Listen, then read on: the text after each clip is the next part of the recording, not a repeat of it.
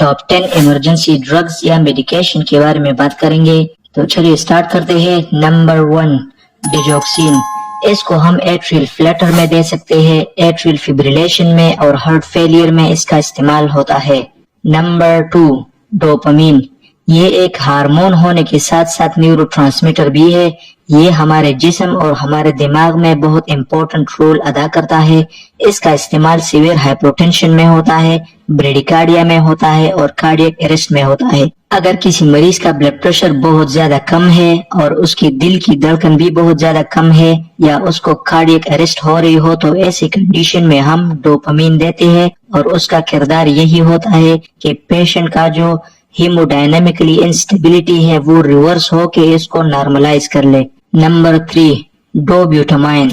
ये एक कैटेकोलामाइन है। इसको हम हार्ट फेलियर में दे सकते हैं, उस हार्ट फेलियर में जो कि कार्डियक सर्जरी की वजह से या सेप्टिक शॉक या कार्डियोजेनिक शॉक की वजह से हो तो उसमें हम इसको दे सकते हैं। इसके साथ साथ इसको हम कंजेस्टिव हार्ट फेलियर में देते हैं और इसका मकसद यही होता है कि कंजेस्टिव हार्ट फेलियर की कंडीशन में ये कार्डियक आउटपुट को इंक्रीज करे।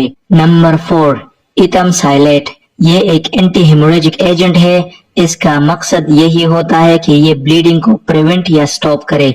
अगर किसी पेशेंट में एक्सटर्नली या इंटरनली ब्लीडिंग हो रही हो या ब्लीडिंग होने का खदशा हो तो ऐसी कंडीशन में हम इथामसाइलेट देते हैं कि उसका जो ब्लीडिंग है वो प्रिवेंट हो या बिल्कुल स्टॉप हो। Number 5 flumazenil. इसको हम ड्रग ओवरडोज में देते हैं और सिडेटिव इफेक्ट को रिवर्स करने में देते हैं। अगर किसी मरीज को किसी भी दवाई का ओवरडोज हो जाए या किसी ऐसी नशेई दवाई से उसको सिडेशन हो रहा हो, नशा हो रहा हो, तो उस ओवरडोज को खत्म करने के लिए या नशे को कम से कम या खत्म करने के लिए हम फ्लूमाजेनिल दे सकते हैं। Number 6 furosemide. ये एक लूप डायरेटिक है। इसका इस्तेमाल कंजेस्टिव हार्ट फेलियर में होता है, फ्लूइड ओवरलोड में होता है, हाइपरटेंशन और हाइपरकैलेमिया में होता है।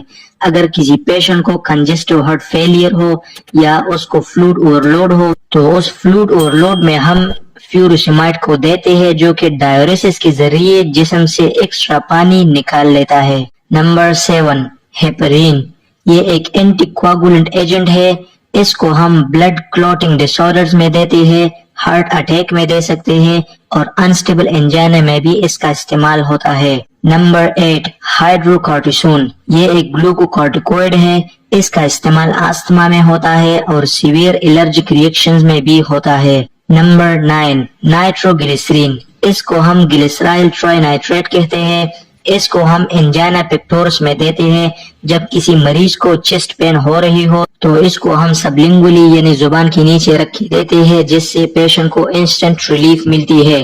इसके साथ साथ इसको हम हाइपरटेंशन यानी ब्लड प्रेशर को कम करने के लिए भी इस्तेमाल कर सकते हैं। Number 10 norepinephrine. इसको हम नॉरएड्रेनालिन भी कहते हैं।